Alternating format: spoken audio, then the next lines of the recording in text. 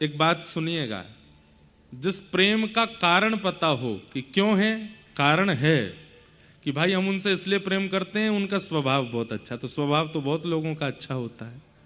आप उनसे प्रेम क्यों करते हैं? बोले कि वो विचार बहुत अच्छे देते हैं। तो विचार तो बहुतों के अच्छे हैं। आप उनसे स्नेह क्यों करते हैं? बोले बहुत धनवान हैं। आप उनसे स्नेह क्यों करते हैं? रूपवान हैं। अगर ये सारे आपके पास में उदाहरण हैं किसी के प्रेम के, तो वो प्रेम नहीं हो सकता। जिस प्रेम में प्रेम करने का कारण है, कारण युक्त प्रेम नहीं होता, आकर्षण होता है। प्रेम वो श्रेष्ठ जहां पर कारण ही नहीं है। आप अपने आप से ही पूछते हैं कि मैं इस व्यक्ति से क्यों प्रेम करता हूं। जैसे हर व्यक्ति के जीवन में एक ऐसा व्यक्ति होता है, आप शायद जानते हो, अभी कहूंगा तो शायद आपको याद आएगा ऐसा कोई व्यक्ति। आप सोच के जाते हैं अब मैं जाऊंगा ही नहीं, मेरे को जाना ही नहीं है, इससे मिलना ही नहीं है, इससे बात ही नहीं करनी। और जैसे ही वो सामने आया, हमारे साथ चाय पर चलेंगे, तो आप मना नहीं कर पाए। सोच के बैठे थे रात भर कि नहीं जाऊंगा, मेरे को बहुत काम है, मैं नहीं जाऊंगा। लेकिन जैसे ही वो सामने आए तो आप मना नहीं कर पाए। वो प्रेम है, उस व्यक्ति से आपका प्रेम है, स्नेह है। हमारे जीवन में भी ऐसे विशेष रूप से संत जन बहुत हैं, आचार्य जन बहुत हैं कि जिनकी आज्ञा हम टाल ही नहीं सकते। चाहे मुझ पे 100 काम हो और मैं उनको पता भी नहीं लगने दूंगा कि मेरे 100 काम थे, लेकिन उन्होंने आज्ञा की कि हमारे पास आना है, तो मैं 100 कामों को इधर उधर करूंगा, लेकिन उनके पास जरूर जाऊंगा। वही तो प्रेम है। वक्त मिलेगा तो हम मिलेंगे, वक्त मिलेगा तो हम बात करेंगे, वक्त मिलेगा तो हम चर्चा करेंगे। ये प्रेम नहीं होता। प्रेम में तो वक्त निकाला जाता है। तो वैसा ही प्रेम हमारा है हमारे शैलेंद्र जी और अनुश्री जी से। इनकी इच्छा अचानक हुई कि महाराज जी कथा होनी चाहिए सागर में एक, और मैंने कहा अभी तो करके गए 6 महीना। इनका भाव ये था कि जो प्रेम का घाव आप दे के गए हैं वो भरने ना पाए, उसमें फिर से थोड़ी आहुति डाल जाइए।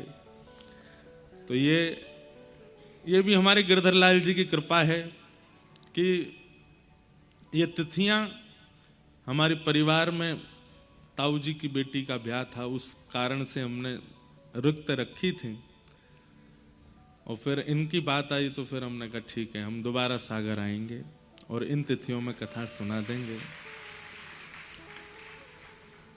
अब दोबारा कब आना होगा ये मुझे नहीं पता, दोबारा कब हम आ पाएंगे इसके बारे में हमको नहीं पता है। इसलिए हम आप लोगों से प्रार्थना कर रहे हैं। आप लोग बहुत प्रेमी हैं, आपके चित्र हम देख के समझ जाते हैं।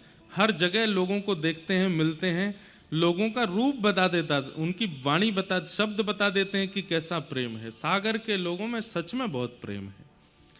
बस ये प्रेम जो ठाकुर जी के प्रति आपका है, जो भक्ति आप सबके चित्त में है, ये कभी बुझे ना, ये कभी समाप्त हो ना, बस इसका ध्यान रखिएगा।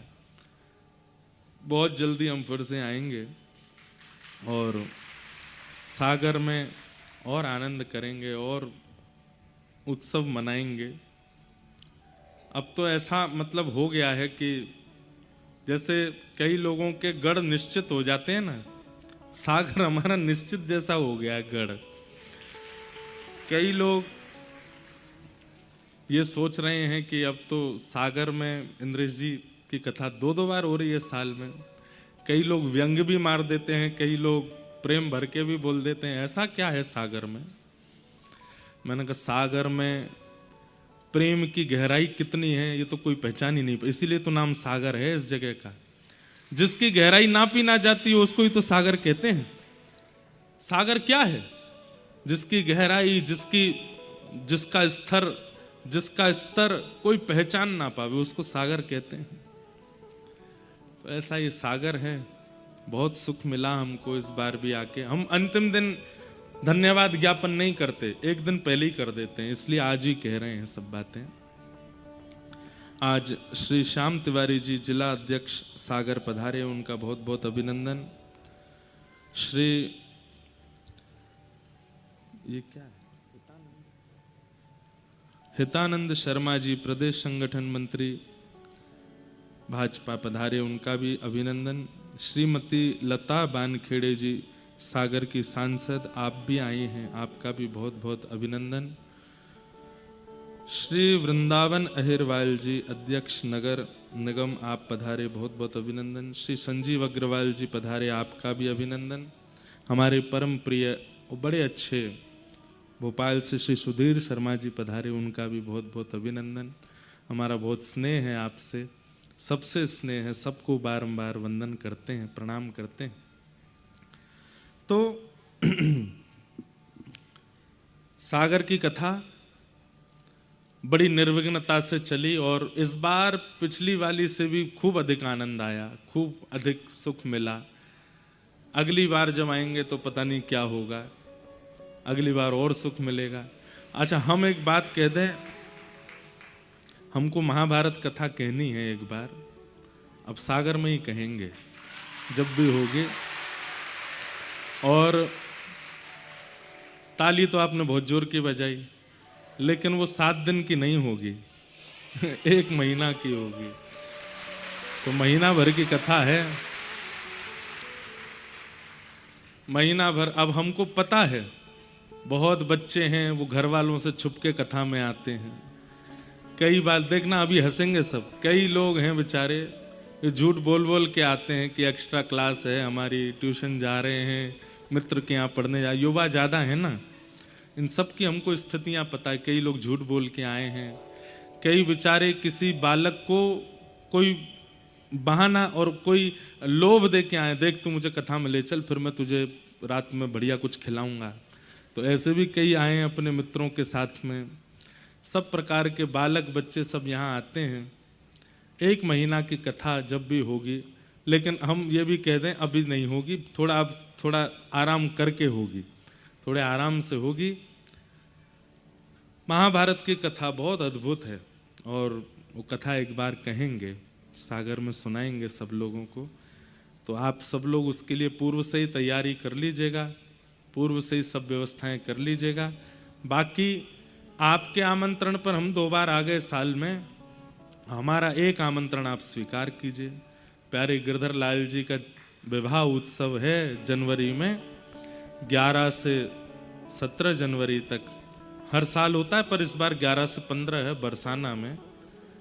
और व्यवस्थाएं तो देखिए 200-300 लोगों की तो हमने कर दी, पर अब संख्या इतनी हो गई कि अब लोग अपने आप ही व्यवस्था कर रहे हैं। सबकी प्रसाद की व्यवस्था हमने वहाँ रखी है, बाकी अपने रहने की और आपके ट्रांसपोर्टेशन की व्यवस्था आप लोग कर लीजिएगा, बाकी प्रसाद सबको वहाँ मिलेगा। और श्री जी के पक्ष, लाल जी का पक्ष आप लोग निश्चित करके वहाँ आइएगा, खूब प्रेम से पधारिएगा, खूब आनंद आएगा। एक ऐसे अद्भुत विवाह के साक्षी हम सब लोग बनने वाले हैं अगले वर्ष जनवरी में, जो शायद 5000 वर्ष पहले ही सबने अनुभव किया था। ऐसा उत्सव संभवतः व्रज में बहुत वर्षों बाद पहली बार हो रहा है। आप सब लोग उस उत्सव में जरूर पधारिएगा, जरूर सबका आमंत्रण है, आइएगा। सब बातें हैं, सब भाव हैं, सबको हम प्रणाम करते हैं। आज 2-3 भाव आए हैं, उन पर थोड़ा हम प्रकाश डाल दें। किसी ने कहा है कि महाराज जी हमें ठाकुर जी को शयन कैसे कराना चाहिए? क्या हमें स्वयं ठाकुर जी की सैया पर सुलाना चाहिए या हमें केवल उनकी सैया सजानी चाहिए और यह भाव रखना चाहिए कि वह स्वयं सैया पर विराजेंगे? क्योंकि हमारी मैया कहती है कि ठाकुर जी परब्रह्म परमात्मा है, उनको सैया पर नहीं सुलाना चाहिए। ऐसी बात नहीं है। आपके ठाकुर जी की जो स्वरूप है वो कितना बड़ा है उस पर निर्भर करता है। यदि बहुत अद्भुत स्वरूप है ठाकुर जी का, ज़्यादा उनको ले जाने लाने में 2-3 लोगों का भार लगता है, तो फिर सैया सजा देनी चाहिए, ठाकुर जी स्वयं पौड़ जाएंगे। और उसमें भाव यही रखना चाहिए कि सैया मतलब सामने बिस्तर करके उस पर इत्र लगा के फिर नेत्र बंद कर लो, और नेत्र बंद करके ठाकुर जी स्वयं उतर के आए हैं, पौड़ गए हैं, हम चरण दबा रहे हैं, और सैया जी की ही सेवा कर दो और ठाकुर जी का शयन हो गया, आप बाहर चले जाओ। बड़े बड़े मंदिरों में ऐसे होता है। पर अगर आपके ठाकुर जी स्वरूप छोटा ही है, ज़्यादा बड़े स्वरूप में नहीं विराज रहे, आप सहज ही उनको अपने स्थान से उठा लेते हैं, तो आपको सैया पर स्वयं सुलाने चाहिए, स्वयं उनको पधराना चाहिए, उनके वस्त्र हल्के करने चाहिए, अपने हाथ से उनको। सीधी बात है, छोटा बालक होता है तो माँ अपने आप सुलाती है, जैसे बड़ा हो जाता है, योग्य हो जाता है, तो मैया बस बिस्तर तैयार करती, वो अपने आप सो जाते हैं जाके। ठीक वैसे ही, और ये बात जो माता जी आपकी कह रही हैं, जिनका प्रश्न है कि माँ कहती हैं कि वो परब्रह्म हैं, तो फिर परब्रह्म घर में क्यों बैठे हैं आपके? रहने दो उनको, तो वैकुंठ में ही रहने। तो जब घर लाए हैं ठाकुर जी को, घर पे विराजमान किया है, तो फिर उनके प्रति समस्त वो भावनाएं होनी चाहिए जो एक पारिवारिक सदस्य के प्रति होती हैं। तो फिर सेवा ही क्या? अगर वो परब्रह्म है और आप उनको परब्रह्म मान के और कोई सेवा का क्रम नहीं करते, तो फिर सेवा क्यों पधराई घर पर? सेवा पधराने का घर पर तात्पर्य क्या है? जितना समय हम संसार के व्यवहार में व्यस्त निकाल देते हैं, उतना समय हम ठाकुर जी के साथ निकालें, इसलिए सेवा आती है घर पे। ठाकुर जी को घर पर इसलिए नहीं विराजमान किया कि निर्विघ्नता से हमारा घर चलता रहे, परिवार चलता रहे, नहीं, ताकि हम व्यस्त रहें उनकी सेवा में, उनको सुलावें, उनको जगावें, तैयार करें, श्रृंगार करें, पाठ सुनावें, अनुष्ठान करें, अर्चन करें, वंदन करें, माला पहनावें, इत्र लगावें, पूरी ठाकुर जी की अष्टयाम सेवा करें। इसलिए तो ठाकुर जी पधराए घर पर, इसी भाव से ठाकुर जी की सेवा घर में पधराई है। तो फिर परब्रह्म वाली बात ये ठीक नहीं है, आपको ठाकुर जी की सेवा का विस्तार करना चाहिए। फिर एक कोई पुष्टि मार्गीय वैष्णव है, उनका भाव आया है कि वो गिरिराज जी से ठाकुर जी का स्वरूप लेकर के यहाँ आए हैं। हमारी गिरिराज जी में ऐसी भावना है कि गिरिराज जी के स्वरूप को गिरिराज जी से बाहर नहीं ले जाते, और ये बात निश्चित सत्य है कि गिरिराज जी के स्वरूप को गिरिराज जी से बाहर नहीं ले जाते हैं। तो ये जो वैष्णव हैं, इनसे हमारी प्रार्थना कि हमारे यहाँ नियम है कि जितना भार का स्वरूप आप गिरिराज जी से लाए हो, उतना भार सोना या तो वहां दान करना पड़ता है, तो ही आप ले जा सकते हो। और अगर उतने भार का स्वर्ण या भाव आप नहीं रख पा रहे हैं, तो आपको गिरिराज जी पुनः वापस गिरिराज जी की तलेटी में विराजमान कर देने चाहिए। क्योंकि श्री गिरिराज जी कौन है? ये हिमालय के पुत्र हैं, और ये हिमालय में विराजमान रहते हैं। हिमालय से उनका आगमन हुआ है, और वो ब्रज में ब्रजवासियों पर कृपा करने के लिए, ब्रजवास करने के लिए श्री गिरिराज जी आए हैं। हिमालय का एक अंश आया है, वो ब्रज से दूर नहीं जाना चाहते, इसलिए कृपा करके उनको ब्रज में ही रहने देना चाहिए, वहां से दूर नहीं करना चाहिए, ऐसी भावना है। कल हम लोग गोवर्धन पूजा का श्रवण कर रहे थे। बंधुओं देखो, बहुत ध्यान से सुनिएगा, हमारे धन की, हमारे समय की, हमारे जीवन की सबसे ज्यादा चिंता रहती है ठाकुर जी को। अगर हम अपने धन का व्यय गलत स्थान पर करते हैं तो ठाकुर जी को बहुत पीड़ा होती है। गलत जगह धन लगाते रहते हैं तो ठाकुर जी को बड़ी पीड़ा होती है। इसलिए कभी भी अपने धन का व्यय गलत स्थान पर नहीं करना चाहिए। सब लोग इधर देखो, यहां देखो भाई, केवल इंसानों को कथा सुनने का अधिकार नहीं है, प्रेत आत्माएं भी आ सकती हैं, तो उनको आने दो, सुनने दो कथा।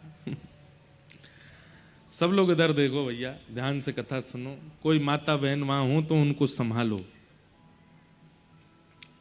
पानी वानी पिलाओ, थोड़ा हनुमान जी के पास ले जाओ, ठीक हो जाएंगे। इधर आप लोग कथा सुनो। उनको शायद ये लगा होगा कि बागेश्वर वाले महाराज जी कथा कर रहे हैं।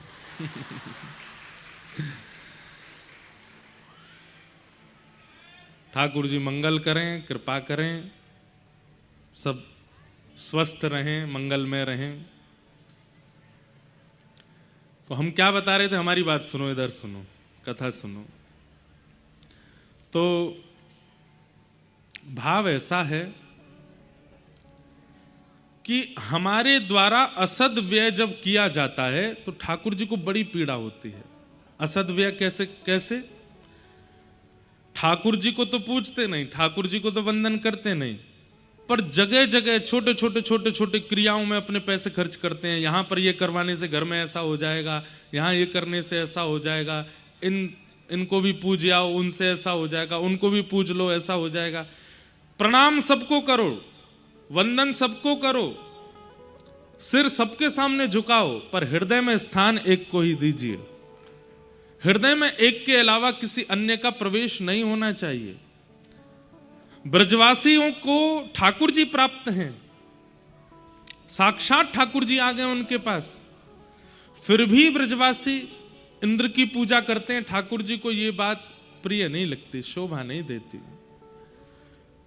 ठाकुर जी कहते हैं जब साक्षात परमात्मा तुम्हारे पास आ गए हैं तो तुम कहां इधर उधर भटक रहे हो।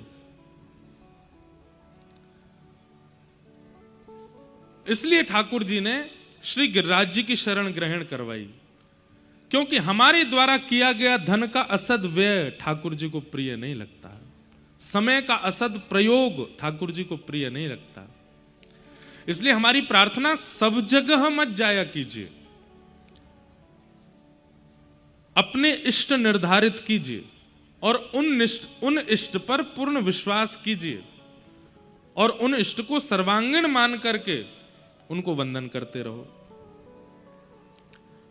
अब इसमें एक प्रश्न आता है कि कई लोग महादेव के उपासक रहे, पर आजकल पता नहीं क्या हुआ, कथाएं सुन के या किसी भाव से अब उनके जीवन में कृष्ण भक्ति आ गई, तो उनको ऐसा लगता है कि हमने अपने इष्ट के प्रति द्रोह किया कि पहले महादेव की पूजा की, अब हम ठाकुर जी के प्रति आ गए। पंच देवों के नाम सुन लीजिए, गणेश जी और गणेश जी के जितने भी स्वरूप हैं वो, महादेव और महादेव के जितने भी रुद्र स्वरूप हैं वो, उनमें हनुमान जी भी आते हैं, सूर्य और सूर्य के जितने भी प्रकार हैं वे, वैष्णो देवी, योग माया और उनके जितने भी स्वरूप हैं वो, और नारायण। इन पंच के अलावा जो भी हैं वो सब देव स्वरूप हैं। उनको आप वंदन कर सकते हो, उनको आप प्रणाम कर सकते हो, पर अपने इष्ट स्वरूप में विराजमान चित्त में नहीं कर सकते। अब आप इंद्र की पूजा करते हैं, वरुण की पूजा करते हैं, आप सूर्य की पूजा, चंद्रमा की पूजा करते हैं, आप अन्य अन्य पूजा सबकी कर सकते हैं, पर चित्त में इष्ट एक ही होने चाहिए और वो इष्ट निर्धारित होने चाहिए, उन पर पूर्ण विश्वास होना चाहिए। यदि आप हर महीने अपने इष्ट बदलते रहते हैं तो कहीं ना कहीं उसका दोष आएगा जीवन में। अब रही बात इन पांचों की, तो इन पांचों का वंदन समान माना जाता है। अब आप महादेव के उपासक हैं, आप नारायण के उपासक हैं, आप सूर्य के उपासक हैं, आप गणपति के उपासक हैं, आप देवी के, तो इसमें कोई दोष नहीं है। आप महादेव की जगह कभी ठाकुर जी को अगर वंदन कर लेंगे तो महादेव नाराज नहीं होंगे बल्कि प्रसन्न होंगे। शिव द्रोही मम दास कहावा, सो नर सपने हूं मोहे न पावा। प्रभु श्री राम कहते हैं कोई शिव से द्रोह करता है और मेरी पूजा करता है, वो स्वप्न में भी मेरा दर्शन नहीं कर पाएगा, लेकिन शिव से भी उतनी प्रीति करता है, मुझसे भी उतनी प्रीति करता है, निश्चित है मैं उससे सदा प्रसन्न रहता हूं।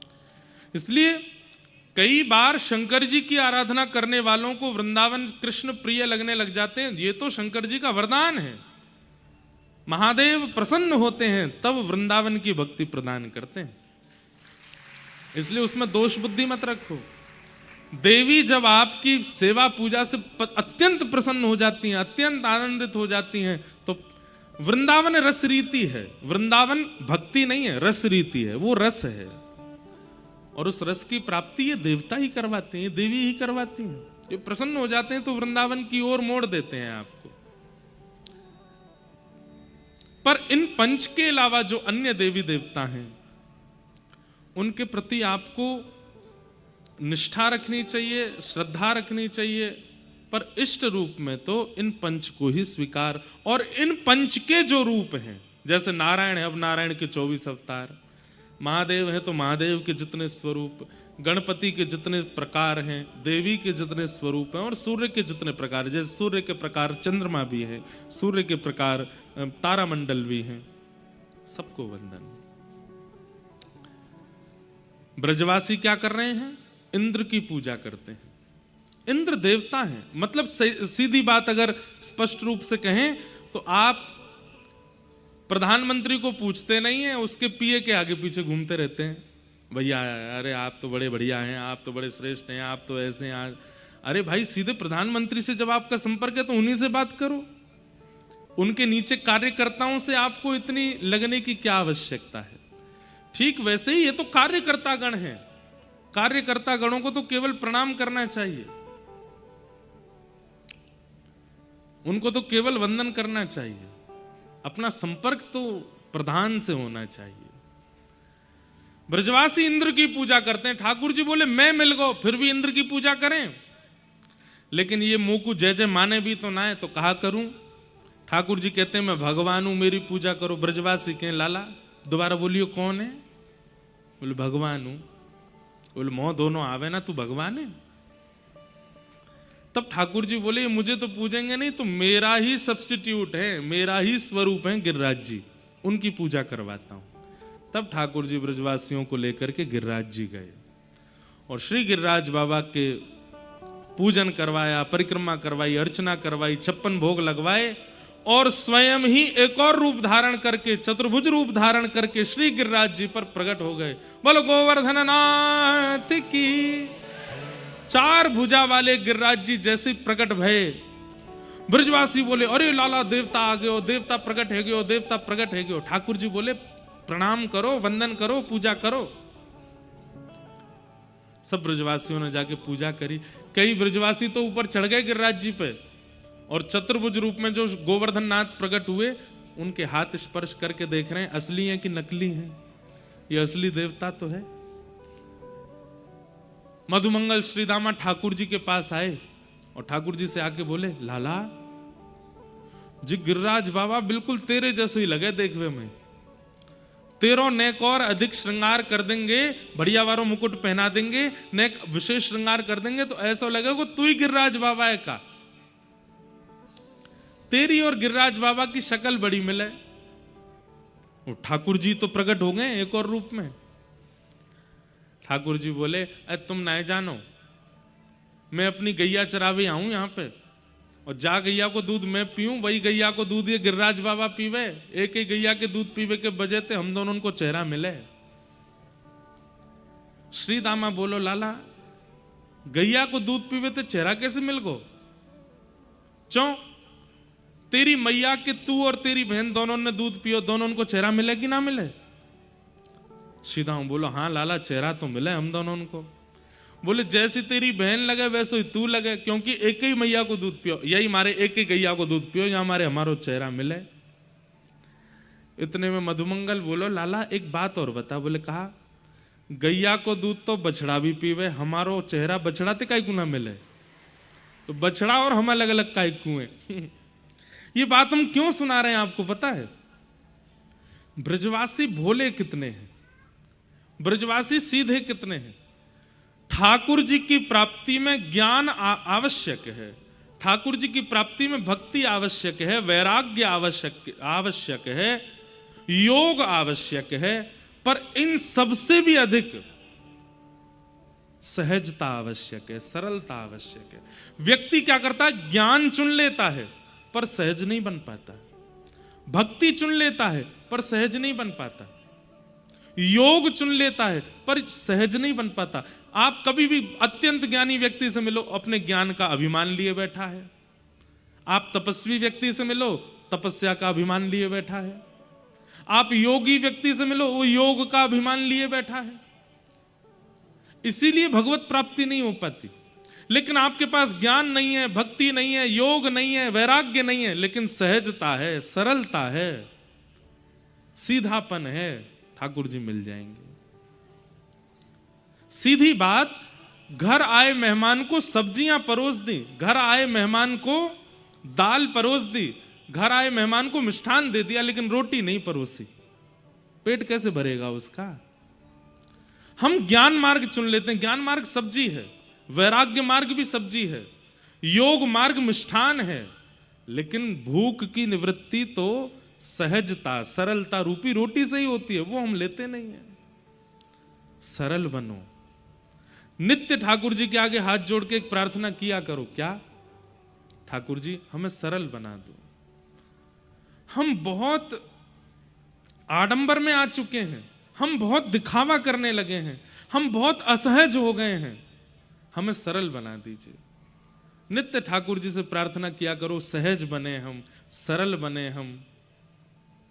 बचपन में जब हम स्कूल जाते थे तो स्कूल में एक प्रेयर होती थी, हमको मन की शक्ति देना, मन विजय करे,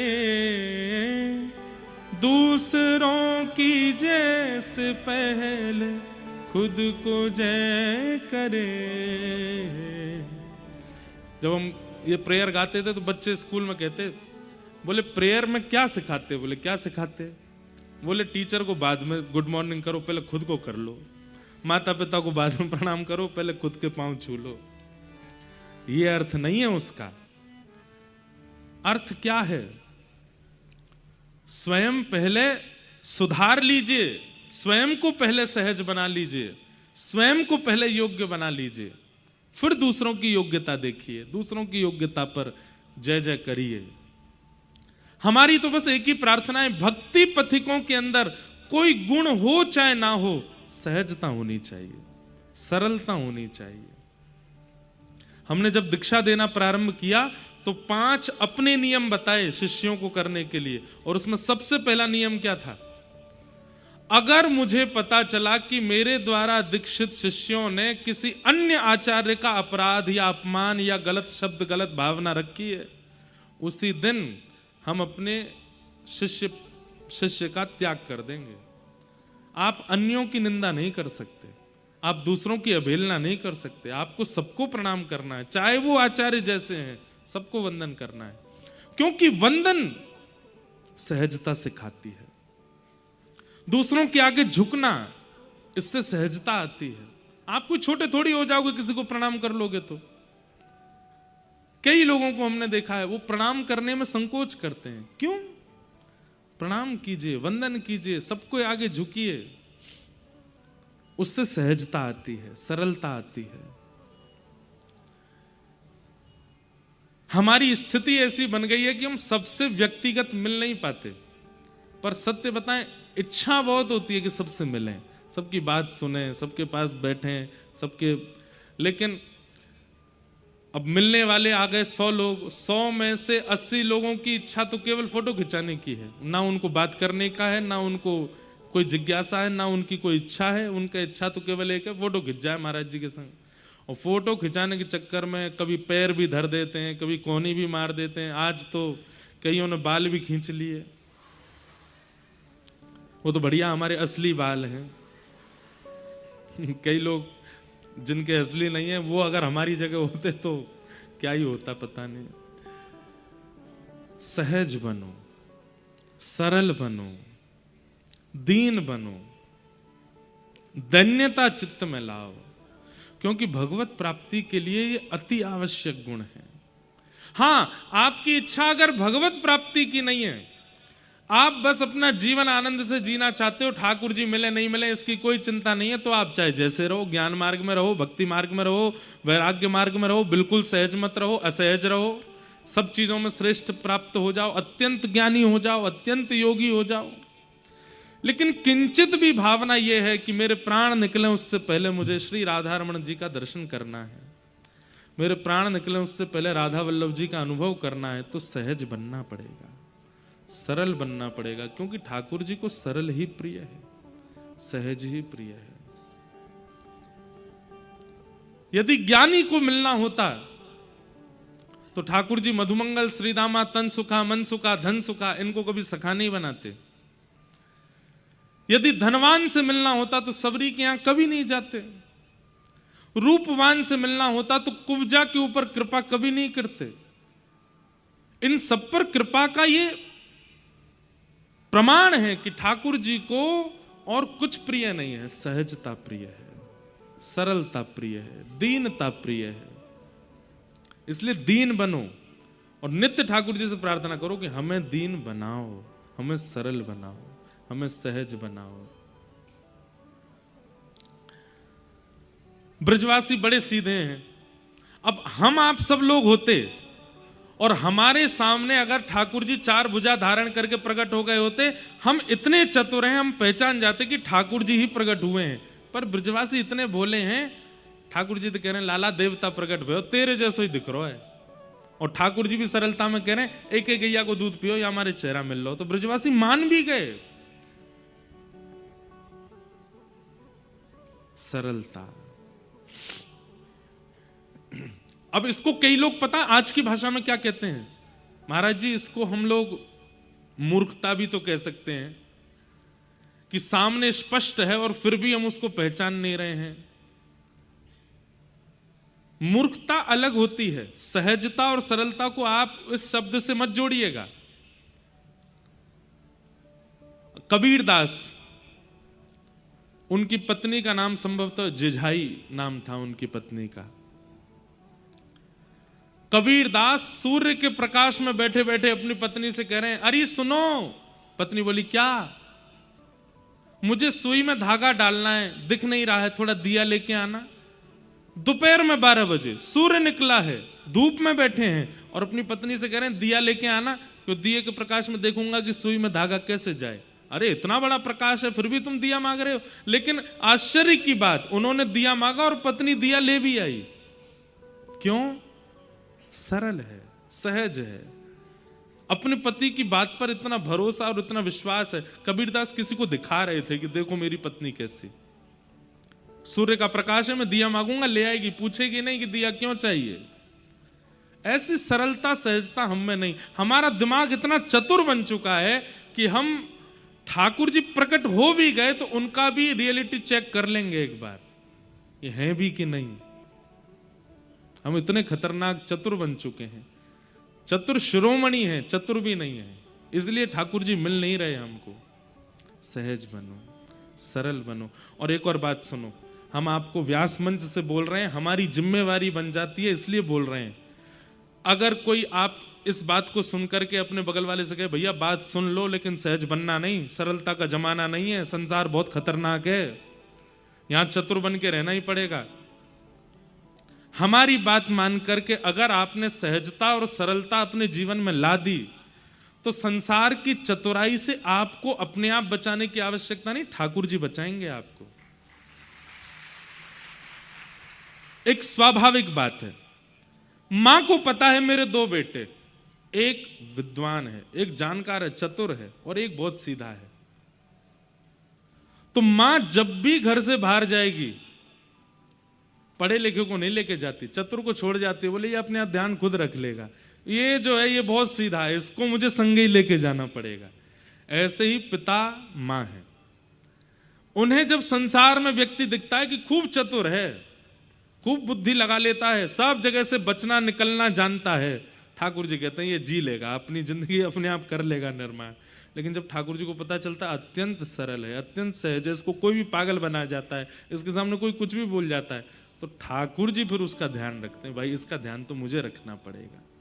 सरल बन के तो देखिए एक बार, उद्देश्य उसके पीछे ये रखना कि ठाकुर जी को सरलता प्रिय, इसलिए मुझे सरल बनना है, सहज बनना है। फिर देखिए संसार चतुराई प्रकट करेगा पर ठाकुर जी आपको बचा लेंगे, ठाकुर जी आपकी रक्षा कर लेंगे। सरल बनो। ब्रजवासियों में सरलता है, सहजता है। अभी तो आगे देखना कैसी सरलता। जैसे इंद्र को पता चला कि मेरी पूजा बंद कर दी ब्रजवासियों ने, सांबर तक मेघमालाओं को आज्ञा कर दी, जाके ब्रजमंडल पर इतनी वर्षा करो कि पूरा ब्रजमंडल डूब जाए। गड़गड़ करके बादलों ने गरजना शुरू किया, काली काली मेघमालाएं गोवर्धन के ऊपर जैसे ही आई, ब्रजवासी सब बोले लाला जे तो हमें लगे इंद्र नाराज है गो और हमने यहाँ की पूजा बंद कर दी, अब जे हमें जीवित ना छोड़ेगो। ठाकुर जी बोले जिनकी शरण में आए हो गिरिराज बाबा से प्रार्थना करो, ये रक्षा करेंगे।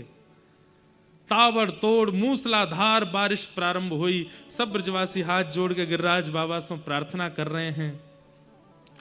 नेत्र बंद करके प्रार्थना की और जैसे ही नेत्र खोल करके देखा तो क्या पाया, 7 कोस 21 किलोमीटर लंबे चौड़े गिरिराज पर्वत को 7 बरस के ठाकुर जी ने अपनी बाम हस्त की कन्नी उंगली के नख पर धारण कर लिया है। मानो एक 21 किलोमीटर लंबी चौड़ी छतरी प्रकट हो गई है और ब्रजवासियों को आह्वान कर रहे हैं ठाकुर जी आ जाओ, सब यहीं आगे खड़े हो जाओ। नख पे धार लियो गिरिराज नाम गिरधारी पायो है। नख पे धार लियो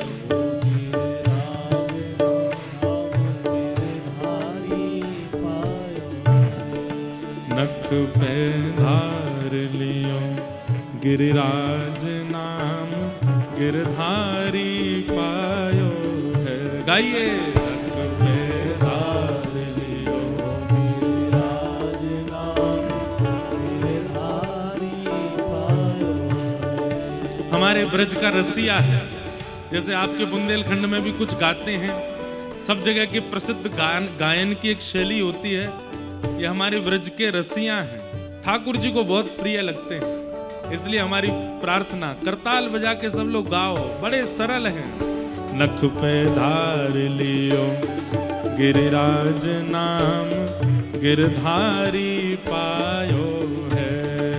नख पे धार लियो जय जय श्री राम, जय जय श्री राम। बोल गिरिराज धरण की, पूछरी के लौटा की, हुप हुप प्यारे। क्या बात है बंसी वारे, शाबाश। विराज जाओ भाई। ठाकुर जी ने नख पे गिरिराज्य धारण किए और पूरा व्रजमंडल आनंदित है गयो। हाँ विराजो भैया, लेंगे अभी, विराज जाओ। हाँ अभी ले लेंगे हम आपका चित्र, बैठ जाओ भैया। नख पे धार लियो, कितनी बड़ी आश्चर्य की बात है। ठाकुर जी ने बाम हस्त पे नहीं, इकन्नी उंगली पे नहीं, इकन्नी उंगली की जरा सी उठी हुई नख पे गिरिराज जी उठाए। अच्छा एक आश्चर्य की बात सुनेंगे। कितने बड़े हैं गिरिराज जी? 21 किलोमीटर के हैं। उनको उठाने के लिए ठाकुर जी को एक भुजा और भुजा की इकन्नी उंगली, जिसमें सबसे कम बल होता है, एक तो व्यक्ति की बाम भुजा में ही कम बल होता है। जो सीधे हाथ वाले होते हैं, राइट हैंड वाले होते हैं, उनकी उल्टी भुजा में ज्यादा ताकत नहीं होती, और जो लेफ्टी होते हैं उनके सीधे हाथ में ताकत नहीं होती। तो ठाकुर जी देखिए संकेत क्या कर रहे हैं। इतने बड़े पर्वत को उठाने के लिए ठाकुर जी बोले सीधा हाथ नहीं, बाम भुजा, और बाम भुजा में भी इकन्नी उंगली जिसमें सबसे कम बल, और उसके भी नख पे गिरिराज जी उठाए। क्यों? क्योंकि गिरिराज धारण करने में प्रभाव का काम है, इसलिए ठाकुर जी ऐसे ही खड़े हो गए जैसे रुई का फोआ उठाया है। लेकिन 50 ग्राम की वंशी उठाने में 2 भुजा का प्रयोग करते हैं, और 2 भुजा भी नहीं उठाते हैं। जैसे कोई भारी वस्तु उठाते हैं तो व्यक्ति टेढ़ा मेढ़ा हो जाता है, व्यक्ति के सारे जोर लग जाते हैं। गिरिराज जी उठा रहे हैं बिल्कुल सीधे खड़े होकर के, वंशी उठाते हैं तब 2 भुजा लगाते हैं, पैर दोनों टेढ़े करते हैं, कमर भी तिरछी करते हैं, मुख भी टेढ़ा करते हैं, तब वंशी धारण करते हैं। ये 2 स्वरूपों में आप परिवर्तन क्या अनुभव करते हैं कि गिरिराज धारण करने में सीधे खड़े इकन्नी उंगली पर उठा लेते हैं इतने बड़े पर्वत को, और 50 ग्राम की वंशी को 2 भुजा इतने टेढ़े मेढ़े होकर 2 भुजा दोनों पैरों को त्रिभंगी करके तब धारण करते हैं। गिरिराज धारण प्रभाव प्रकट कर रहा है, और प्रभाव में ठाकुर जी ज्यादा जाते नहीं, लेकिन वंशी धारण करने से ठाकुर जी भक्तों का आह्वान करते हैं। इसलिए वहां ठाकुर जी क्या कहते हैं, प्रायोरिटी दे रहे हैं। दोनों भुजा का प्रयोग, अधर का प्रयोग, अपने नेत्रों से पंखा झल रहे हैं, नासिका के मोती से मानो छत्र धरा है वंशी के ऊपर, दोनों चरणों को तिरछा किया है, टेढ़े मेढ़े हो गए, झुक गए हैं, वंशी के आगे नतमस्तक हो रहे हैं, तब वंशी धारण कर रहे हैं। क्यों? क्योंकि वंशी आवाहन करती है भक्तों का, वंशी प्रेम पिरोती है सबके चित्त में, और वो प्रभाव नहीं स्वभाव का वर्णन करती है। इसलिए ठाकुर जी वहां इतने झुकते हैं। हम लोग उल्टे हैं, जहां प्रभाव प्रकट होना होता हो उसको हम बहुत विस्तारित कर देते हैं, और जहां स्वभाव की बात हो उसको गोपनीय रखते हैं। ठाकुर जी ने स्वभाव वंशी धारण को सब जगह प्रसारित कर दिया, और गिरिराज जी को ऐसे ही उठा लिया, कोई उसमें ज्यादा प्रयोग नहीं किया, प्रयास नहीं किया। प्रयास की बात है, प्रेम में अति प्रयास किया जाता है, सामर्थ्य से भी अधिक प्रयास किया जाता है, वो प्रेम कहलाता है। आपको किसी ने घर बुलाया और आप घर गए, द्वार पर जाके घंटी बजानी पड़ी, फोन करना पड़ा, 5 मिनट खड़े रहना पड़ा, तब जाकर के व्यक्ति निकल करके आया। ऐसे के घर दोबारा नहीं जाना। क्यों? प्रयास ही नहीं किया कुछ भी। और प्रयास का क्या, आप घर गए, महाराज 1 किलोमीटर पहले ही आ गए, अरे आ गए आप, आओ आओ संग चलो, वहां पे पुष्प पुष्प बरसाए।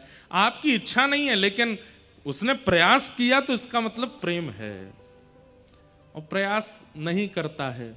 अभी प्रयास भी कहां कहां, बेटी के घर, वहां पर प्रयास की इच्छा नहीं होनी चाहिए कि वो बहुत प्रयास करें। बेटी के विवाह के बाद उसके घर जाएं तो वहां इच्छा नहीं होनी चाहिए। दूसरा, मित्र के घर, वहां पर भी बहुत इच्छा नहीं होनी चाहिए कि वो बहुत प्रयास करे। गुरु के घर और पिता के घर, इसके अलावा जो भी संबंध है वहां पर तो प्रयास दिखना चाहिए। सामने वाला प्रयास कर रहा है तो ही उसके पास ज्यादा जाइए, लेकिन वो प्रयास नहीं करता, वहां से अपनी फिर थोड़ी दूरी बनाइए। आओ नहीं, आदर नहीं, नहीं नैनन प्रेम, तुलसी तहां ना जाइए, चाहे कंचन बरसे मेघ। प्रयास प्रेम को दिखाता है। ठाकुर जी ने गिरिराज जी में बिल्कुल प्रयास नहीं किया, लेकिन वंशी धारण करने में कितना प्रयास करते हैं ठाकुर जी। प्रयास से प्रेम निर्धारित होता है। आज की भाषा में बोलते हैं एफर्ट्स, कौन कितने लगाता है, उससे प्रेम का पैरामीटर पता चलता है। एफर्टलेस है व्यक्ति, तो इसका मतलब प्रेम नहीं करता।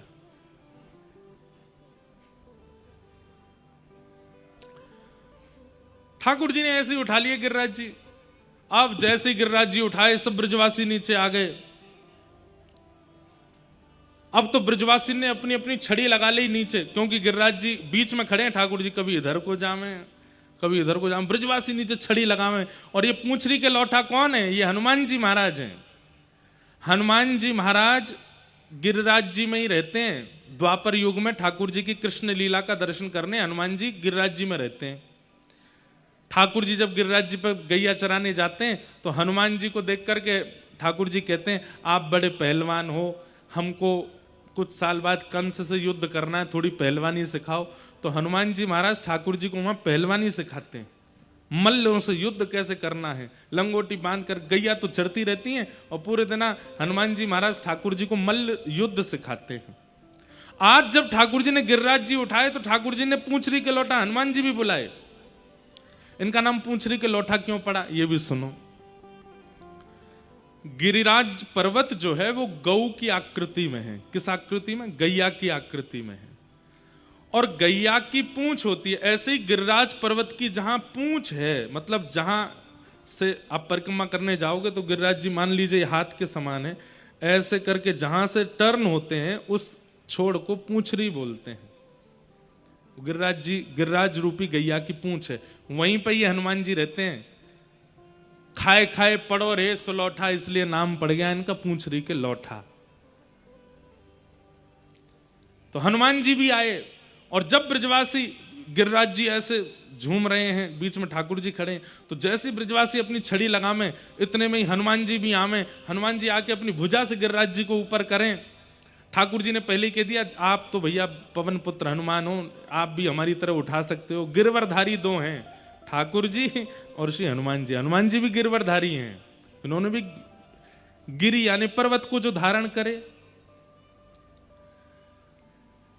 ठाकुर जी ने कही, आप तो पूरी सामर्थ्य रखते हैं, लेकिन ब्रजवासियों को ऐसी दिखाना कि आप भी अपना बल लगा रहे हो। तो हनुमान जी भी ब्रजवासियों के संग जामे, और जैसे कहते हैं जोर लगा के हई सा, ऐसे ही हनुमान जी जैसे ही गिरिराज जी को ऊपर करें, सब ब्रजवासी चिल्ला में पूंछरी के लौठा की हुप हुप।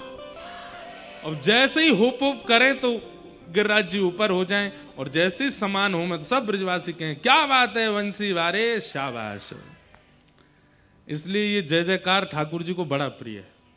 पूंछरी के लौठा की हुप हुप प्यारे।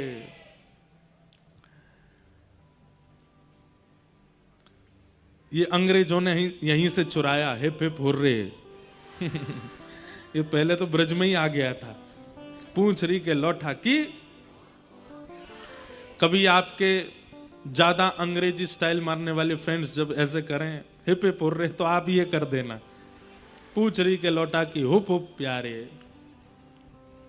तो इस प्रकार गिरिराज जी को समान किया। अब झूलने बंद हो गए, सब ब्रजवासियों ने अपनी अपनी छड़ी लगा ली और छड़ी लगा करके सब ऐसे पसीना पहुंच रहे अपने।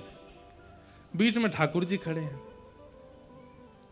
ब्रजवासी बोले लाला ये तू उंगली लगाए काय खड़ा है, हमने अपनी छड़ी लगा ली, तू उंगली नीचे कर ले अपनी। ठाकुर जी बोले ये कोई झोंपड़ी नहीं है, ये कोई खपरेल नहीं है जो तुम्हारी छड़ी पर टिक गए। 21 किलोमीटर बड़ा पर्वत है, पहाड़ है। ब्रजवासी बोले हमारी छड़ी लग रही है ये तो समझ में भी आती, तू तो उंगली लगा के खड़ो है। लाला ये कोई रुई को फुआ ना है जो तू ऐसे खड़ो है। ठाकुर जी बोले आप अपनी छड़ी हटा लो, हमने गिरिराज जी धारण कर रखे हैं। सब ब्रजवासी बोले हम बे तेरी उंगली पर टिक रहे हैं ये गिरिराज जी। बोले और नहीं तो क्या तुम्हारी छड़ी पर टिक रहे हैं? बोले और नहीं तो हमारी छड़ी पर टिक रहे हैं। ठाकुर जी बोले तो हम अपनी उंगली हटा लें? हाँ लाला नीचे कर ले, बैठ जा तू तो आराम से बैठ नीचे, हमने छड़ी लगा ली अपनी। ब्रजवासी बोले देख, ठाकुर जी बोले देख लो संभाल लेना। बोले हम संभाल लेंगे, तू हटा ले। जैसे ही ठाकुर जी ने नेक उंगली नीचे करी महाराज, चट चट चट चट सबकी छड़ियां टूटने लगी। गिरिराज जी गड़गड़ करके नीचे आने लगे। सब ब्रजवासी बोले लाला संभाल संभाल संभाल। ठाकुर जी ने फिर से अपनी उंगली लगाई। अब तो दूर दूर तक एक भी छड़ी नहीं है। 7 वर्ष के ठाकुर जी के नख पर गिरिराज जी धारण है। और ये दृश्य देख करके सब ब्रजवासियों के रोंगटे खड़े हो गए, सबकी नेत्र खुले के खुले रह गए। टूटी टूटी छड़ियों को घुमा घुमा के देखें, लाला ये सांची में तेरी उंगली पर टिक रहे हैं? ठाकुर जी बोले हम बे क्यों? ठाकुर जी बोले हम जय जय हैं या हमारी उंगली पर टिक रहे हैं। ब्रजवासी बोले दोबारा बोलियो लाला, नहीं एक बार और बोलियो कहा है तू? ठाकुर जी बोले हम जय जय हैं या हमारे टिक रहे हैं। ऐसा कौन सा काम किया आपने जो आप जय जय? अच्छा 6 दिन के मैंने पूतना मारी, 3 महीना के मैंने तृणावर्त मारो, अघासुर मारो, बकासुर मारो, धेनुकासुर मारो, कालिया नाग भगा दियो। सबरे काम तो मैंने किए और फिर मैं जय जय क्यों ना हूं? चल चल बस बस ज्यादा मत बोले लाला, मारी तेने पूतना, बात बना रो खड़ो खड़ो। ये भोलापन ब्रजवासियों का। हम अगर उस समय होते, हम और आप, तो हम ये बात मान लेते कि ये भगवान है, पर ब्रजवासी नहीं माने। प्रेम में प्रभुता स्वीकार नहीं होती। आप कितने भी श्रेष्ठ हो, कितने भी योग्य हो दुनिया के लिए हो, पर प्रेमी के सामने तो आप सहज हो, आप योग्य नहीं हो। अगर आप अपनी योग्यता को प्रधानता प्रेमी के सामने देते हो तो आप अपने प्रेम को नष्ट कर रहे हो। तुम जानते नहीं, देखो संसार मेरा इतना सम्मान करता है और तुम ऐसे मेरे साथ व्यवहार करते हो, मैं कौन हूं तुमको पता। ये बात अगर आपके प्रेम भाव में आ रही है तो आप अपने प्रेम को नष्ट कर रहे हो। आप जो भी हैं आप बाहर हैं, आप अपने प्रेमी के सामने वो नहीं हो सकते। ठाकुर जी ने कितनी बार कहा है ब्रज लीला में कि मैं भगवान हूं, लेकिन ब्रजवासी ऐसे धूल डाल देते हैं इस बात पे, लाला तू या बात मत कह कर, तू जो कहेगो सब स्वीकार है, पर हम इस बात को नहीं मानेंगे कि तू भगवान है, तू तो हमारा लाला है।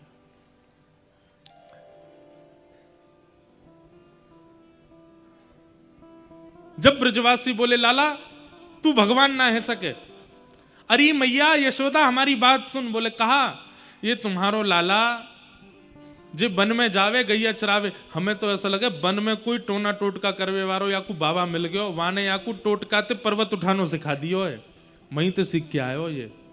ठाकुर जी बोले मतलब टोना टोटका पे विश्वास है, ये विश्वास नहीं है कि मैं भगवान हूं। ना लाला तू भगवान ना, तू तो हमारा लाला है। अब तेने गिरिराज जी कैसे उठाए हम बता। ठाकुर जी कह रहे हैं कछु माखन को बल बढ़ो, कछु गोपन करी सहाय, श्री राधे जू की कृपा सो मैंने गिरिवर लियो उठा। फिर से ब्रजवासियों की सरलता देखो। ठाकुर जी बोले ये इतने सरल हैं, ये ज्ञान की भाषा नहीं समझेंगे, इनको तो सरल भाव से ही बताना पड़ेगा। और जैसे छोटे बालक, अब छोटे बालक को कोई बात समझानी है तो आपको सरल भाषा का प्रयोग करना पड़ता है।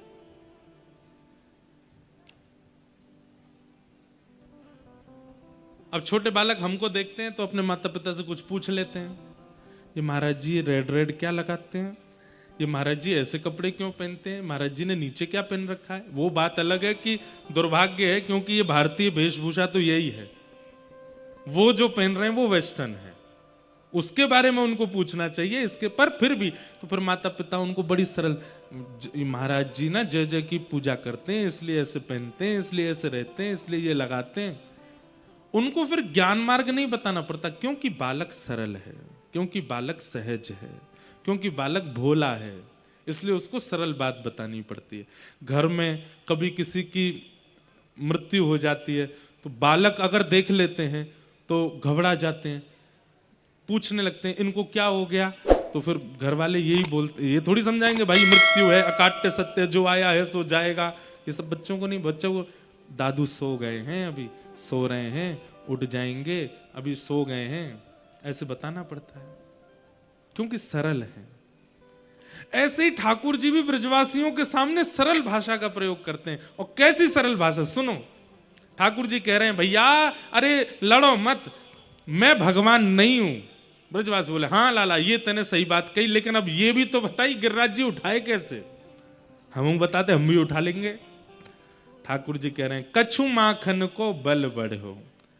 अरे गोपियों, तुम सबरी बचपन में मेरी मैया ते जाके शिकायत करती तुम्हारो लाला अपने घर को मक्खन ना खावे, घर घर जाके चुरा के खावे। आज सुनो, एक मैया के हाथ से निर्मित मक्खन खाए हो तो मुंह में इतना बल नहीं आतो, या हमारे आप सबन ने मेहनत करके जो मक्खन निकारो मैंने चोरी कर करके खायो, वह माखन के बलते ही इतनी गोपीन की मेहनत को बल मेरी भुजा में आ गया, मैंने गिरिराज जी उठा लिए। ये लॉजिकल बात नहीं है, ये साइंटिफिक बात नहीं है, ये ज्ञान की बात नहीं है, ये प्रेम की बात है। और प्रेम में लॉजिक नहीं होता। ठाकुर जी कह रहे हैं एक मैया के हाथ के निर्मित मक्खन को खातो तो नेक बल आतो, इतनी सारी गोपीन के हाथ सो मेहनत से निकरो भयो मक्खन खायो, सबरी गोपीन को बल मेरी भुजा में आ गयो। इसको दूसरी बात और कह सकते हैं, एक तो ठाकुर जी सरल भाषा का प्रयोग कर रहे हैं क्योंकि ब्रजवासी सरल हैं, और दूसरी बात ठाकुर जी मान देते हैं, क्रेडिट्स देते हैं, करते खुद हैं पर दूसरों को दे देते हैं। अब पूरा क्रेडिट किसको देती है? गोपियों को। वो तुम्हारी कृपा से मैंने गिरिराज जी उठाए। सब ब्रजवासी ताली बजाने लगे, जय हो गोपीन की जय हो, आप सबकी कृपा से लाला ने गिरिराज जी उठाए। लेकिन ठाकुर जी बोले एक पक्ष नहीं रखना है, गोपियों का पक्ष लिया तो अब गोपों का भी पक्ष लेना है। तब ठाकुर जी दूसरी बात कहते हैं, कछु गोपन करी सहाय।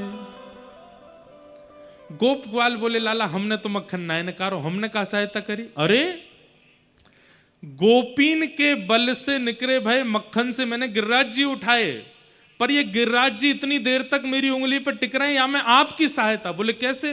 बोले आप सब टकटकी लगा के मेरी उंगली की ओर देख रहे हैं, तो आप सबन के नेत्रन से आप सबकी ऊर्जा शक्ति निकल के मेरी उंगली में आ गई, मैंने गिरिराज जी उठा लिए। सरल बात। इतने सारे ब्रजवासी आप सब कहां देख रहे हैं? मेरी उंगली की ओर देख रहे हैं। नेक्स्ट इसी उंगली पर इतना बड़ा पर्वत, तो आप सबन की ऊर्जा नेत्रन से निकल के मेरी उंगली में आ गई, मैंने गिरिराज जी उठा लिए। ठाकुर जी तो सरल बात कर ही रहे हैं, ब्रजवासियों को देखो। ब्रजवासी